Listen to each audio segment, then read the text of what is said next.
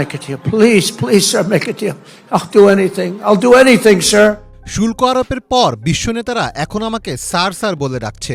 তারা এখন ফোন করছে, আমার পেছনে ঘোরাঘুরি করছে। বিশ্বের বিভিন্ন দেশের উপর শুল্ক আরোপের পর বিশ্ব নেতাদের প্রতিক্রিয়া দেখে এমন মন্তব্যই করেছিলেন মার্কিন প্রেসিডেন্ট ডোনাল্ড ট্রাম্প। তবে অবশেষে কিছুটা শান্ত করা গেল ট্রাম্পকে। That's tariffs.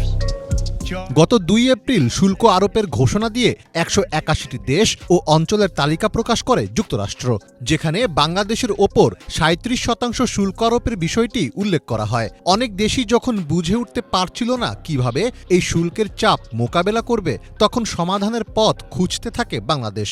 বাংলাদেশি পণ্যের ওপর যুক্তরাষ্ট্রের আরোপিত শুল্ক 3 মাসের জন্য স্থগিত রাখার অনুরোধ জানিয়ে দেশটির প্রেসিডেন্ট ডোনাল্ড ট্রাম্পকে চিঠি দিয়েছিলেন অন্তর্বর্তী সরকারের প্রধান উপদেষ্টা doctor Mohammad Yunus. I think that Congress should take over negotiations. Let me tell you, you don't negotiate like I negotiate. অবশেষে সে আহ্বানে সাড়া দিয়েছেন ট্রাম্প।